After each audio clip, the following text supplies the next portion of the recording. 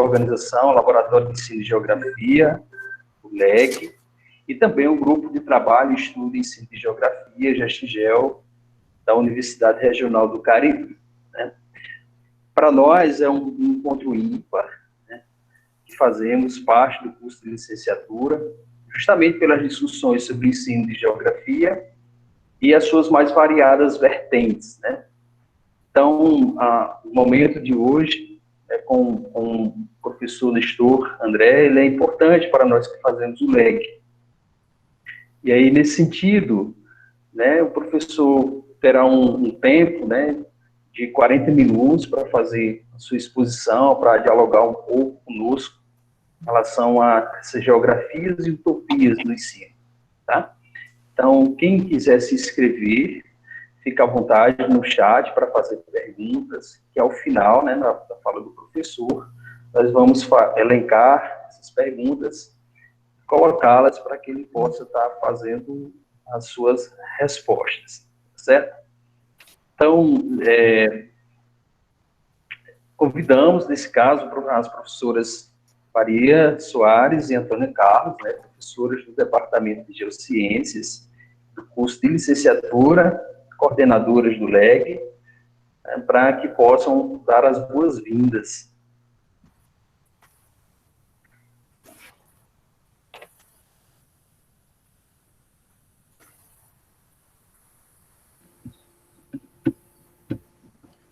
Professora Maria Soares. Boa noite, me escuta também?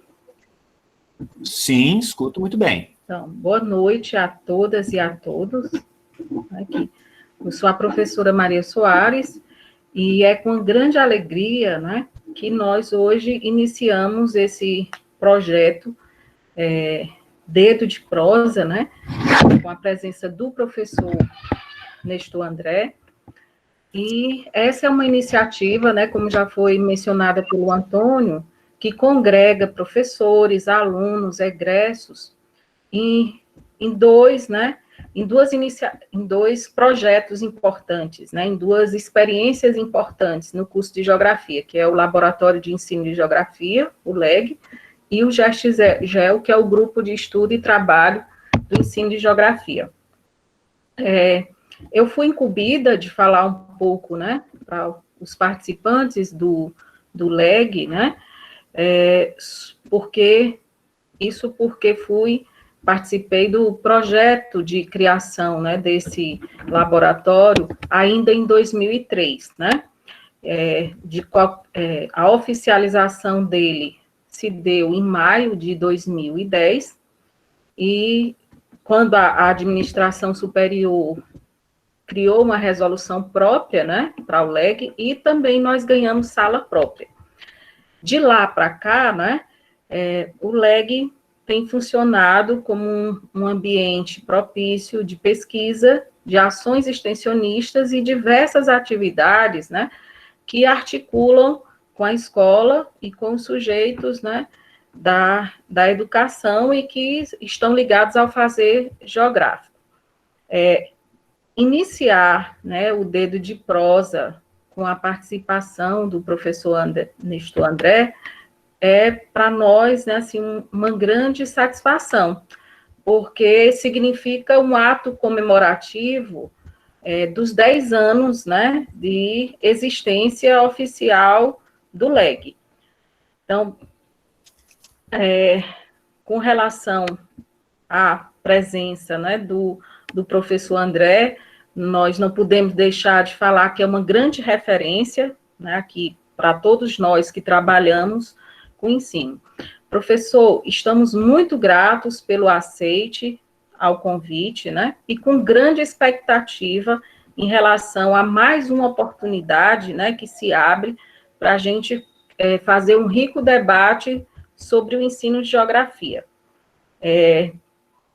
Estou aqui, né, assim, ansiosa, né, com muita vontade de escutá-los, de aprender com vocês, com o professor, com o professor Antônio Marcos e todos os demais, né, que estão aqui e que chegam, né, para compartilhar conosco esse momento rico.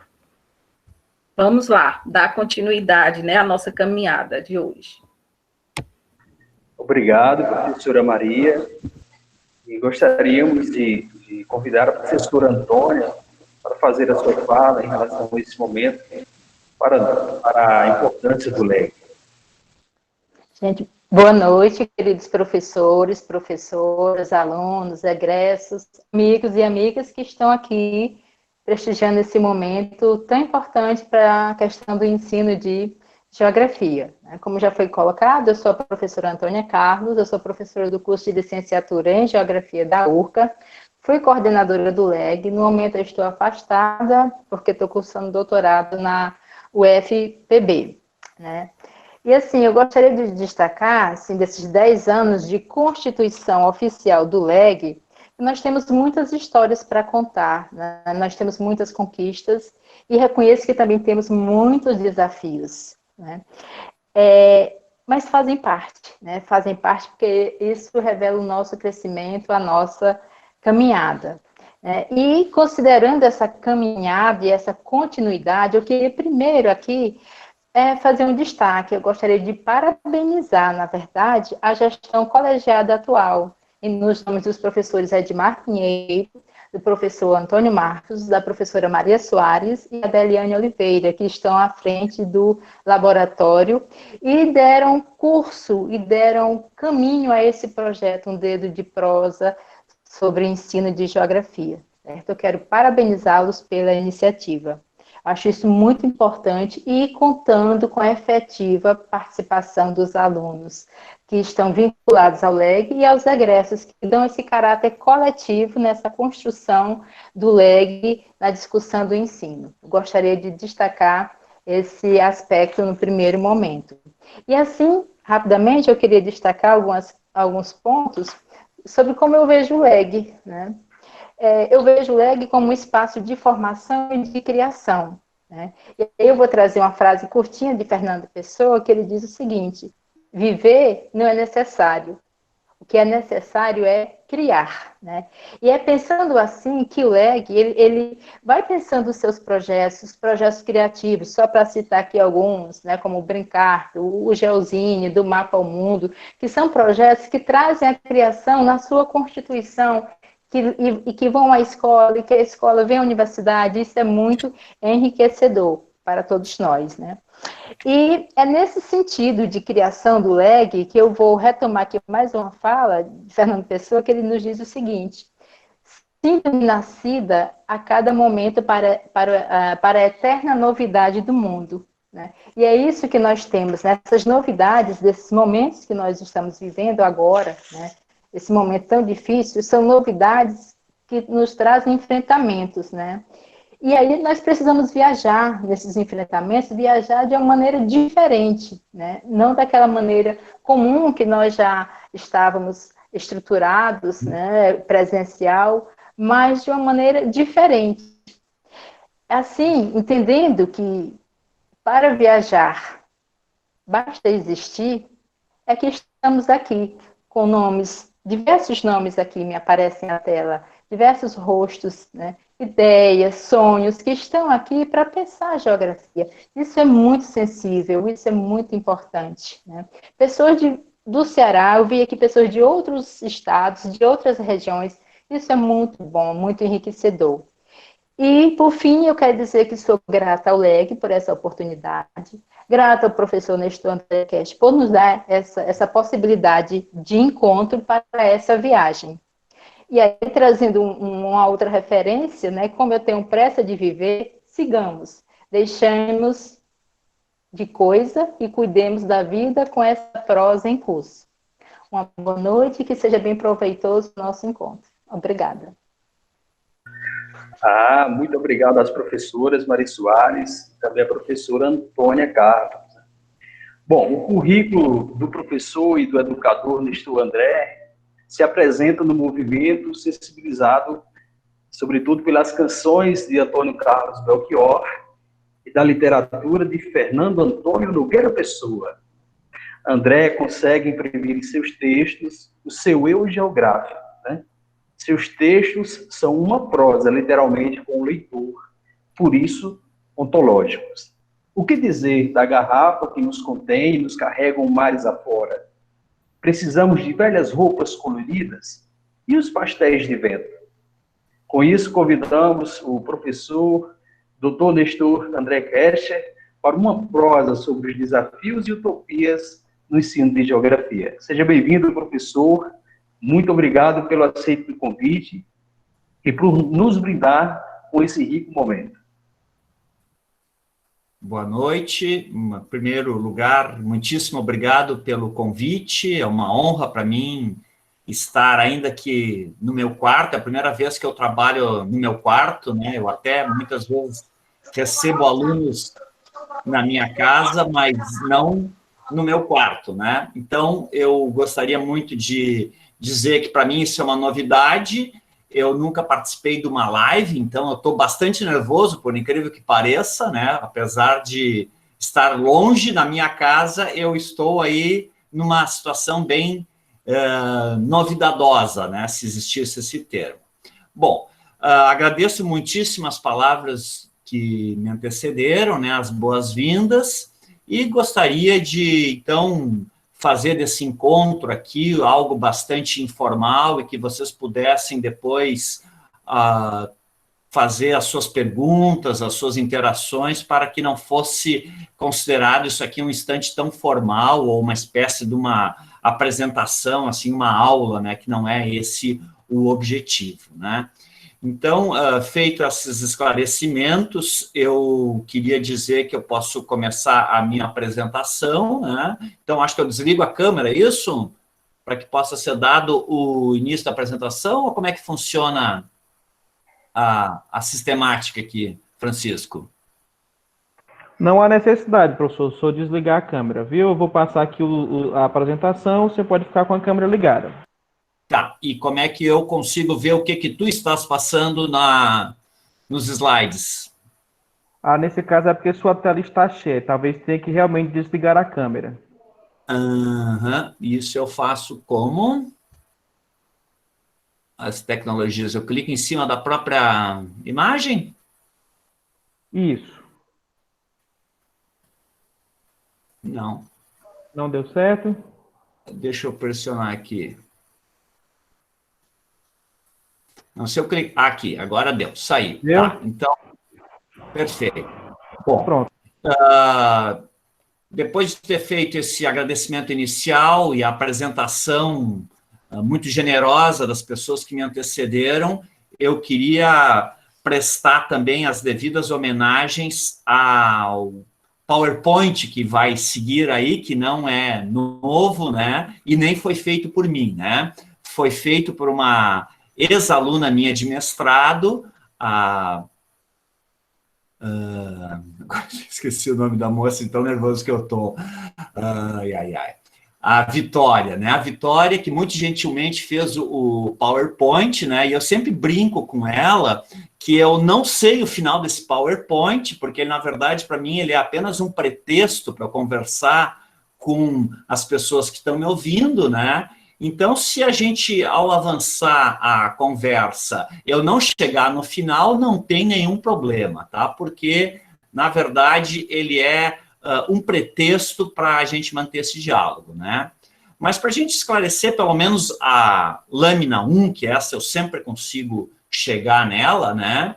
É dizer do título, né? Geografia do custo zero é uma ideia que eu procuro trazer nos textos que eu tenho escrito, que não é, na verdade, uma conformidade com a pobreza das escolas públicas no Brasil, né? Pelo contrário, a gente sabe que a maior parte das escolas trabalha com muita limitação de recursos, né?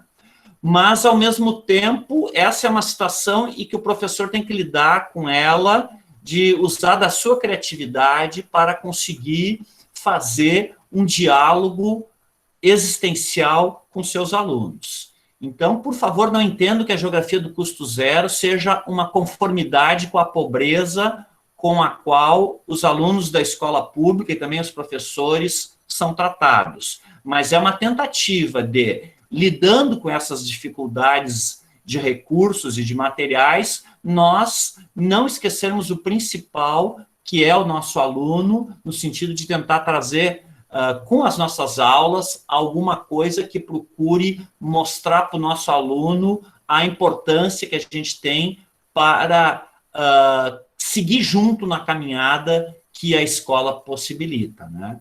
Então, se a geografia do custo zero é uma tentativa, é um pretexto, é um método, é uma metodologia para que a gente chegue ao principal, que é justamente o diálogo com o aluno.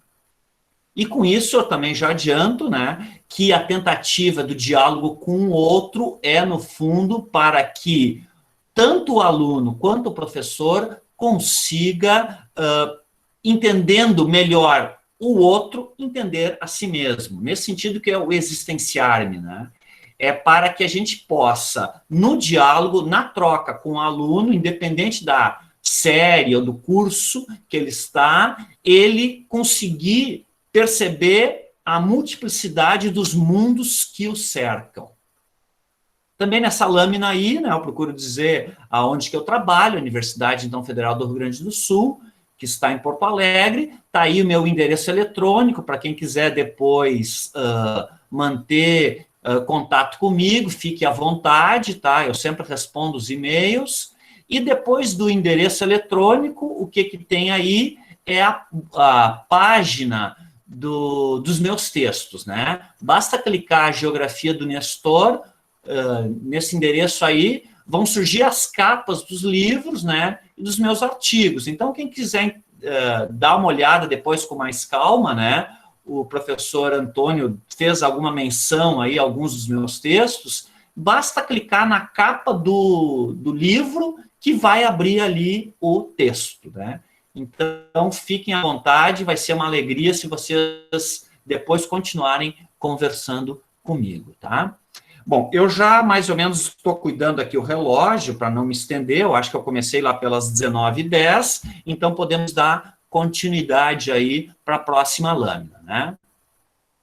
Por favor, Francisco, se puderes avançar. Bom, na minha apresentação, também um dos motivos pelos quais eu nunca chego no final dela, é que tem vários quadros, né? E eu, às vezes, começo a me dispersar, porque cada um dos quadros que tem na apresentação, eles me remetem a muitas outras associações. Então, eu vou procurar não me estender nos quadros para evitar a excessiva dispersão que me caracteriza. Mas o que eu quero já de antemão dizer para vocês com esses quadros, ou com alguma música que possa ter numa lâmina, ou com alguma outra referência literária, ou com algum poeta que eu possa estar mencionando muito rapidamente, né? É a sugestão já para fazer jus ao título da minha fala. Para a gente se existenciar, a gente nunca parte somente do nosso eu. Nós somos, na verdade, um conjunto de cacos de pessoas que nos antecederam e que nos compõem. Então, um dos desafios que eu acho para todo educador é apresentar a novidade do mundo para as gerações que estão nos escutando. Qual é o pressuposto do ato educativo? É o encontro intergeracional. Nós, professores, somos mais velhos e, aspas, mais estudados que os nossos alunos, que, no geral, são infantes, são crianças.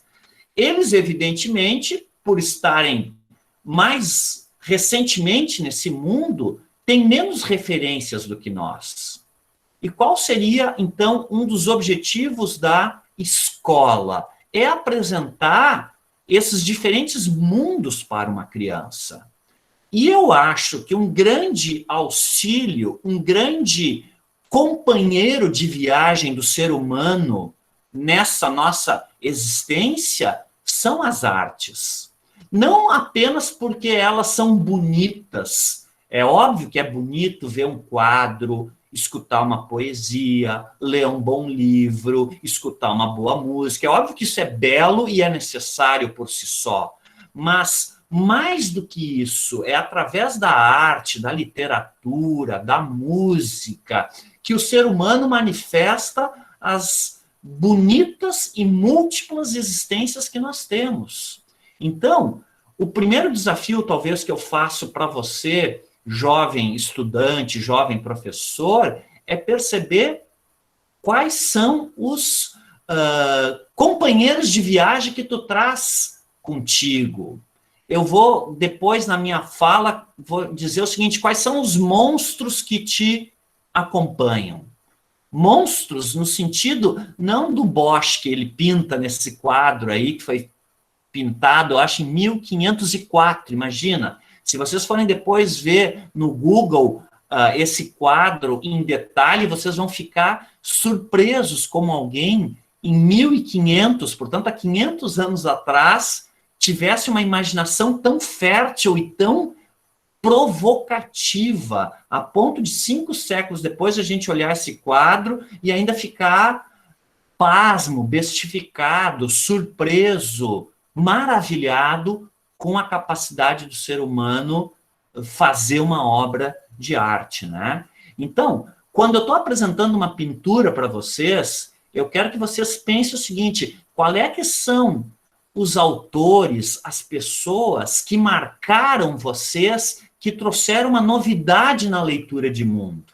Porque eu acho que é essa uma das funções primordiais da escola. É uma vez que a criança sai do seu seio familiar, sai do seu pequeno mundo de aconchego, que é o lar, ele vai para uma escola onde ele se encontra com muitas culturas, pessoas diferentes dele.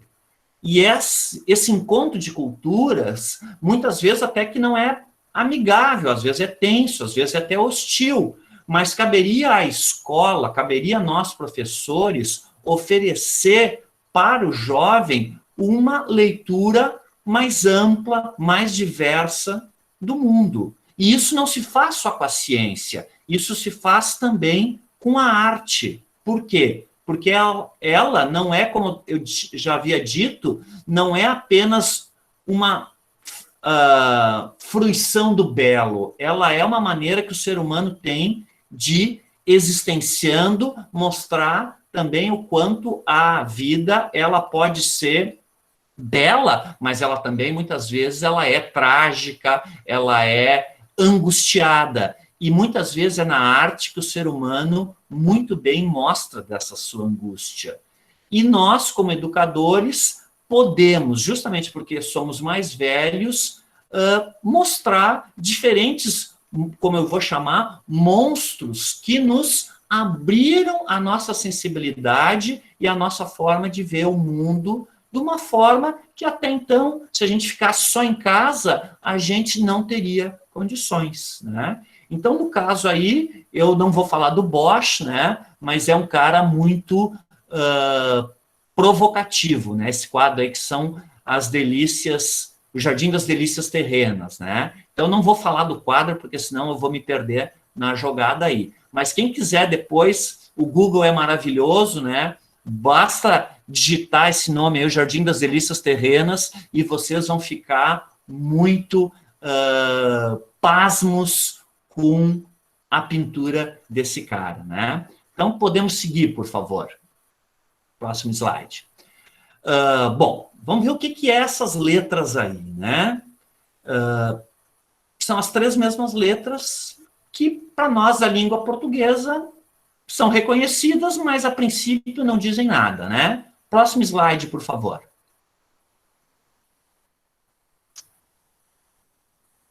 São as mesmas letras, 3, que estão em diferentes posições e que também, a princípio, não dizem nada para a gente. Agora, no próximo slide, o que vai acontecer? Por favor. Aí já deu para entender alguma coisa, né? As diferentes letras colocadas de forma desorganizada, elas são apenas uma sopa de letras. Mas quando elas estão colocadas de uma maneira que nós, leitores, podemos juntá-las e fazer elas terem algum sentido para nós, aquelas 3 letras se transformam numa palavra e ela pode ter um significado para nós. Então, com essas letras, eu quero no próximo slide já dizer o quê? Por favor. O que a gente percebeu com aqueles slides ali, né? Que a posição ou a ordem que as coisas estão, elas fazem muita diferença para a gente. Essas coisas que eu coloquei ali entre aspas, elas podem ser tanto objetos quanto pessoas. Vamos dar um exemplo bem simples. Mesmo no espaço absolutamente familiar da casa de vocês, se alguém que mora com vocês deixou um objeto num corredor e vocês passam por ele e batem, esbarram nesse objeto deixado incorretamente no corredor, vocês podem se machucar, podem cair e podem sofrer algum ferimento, inclusive. Por quê? Porque aquele objeto não deveria estar naquele corredor. Deveria estar no seu lugar correto. Então, quando as coisas estão fora da ordem, fora do lugar, elas produzem um desarranjo na nossa forma, inclusive, de conviver e de entender o mundo. E a mesma coisa pode ser o teu corpo. Se o teu corpo está na calçada e tentar inadvertidamente, desatenciosamente, cruzar uma rua, que é o lugar dos carros, isso pode ter uma consequência trágica para ti.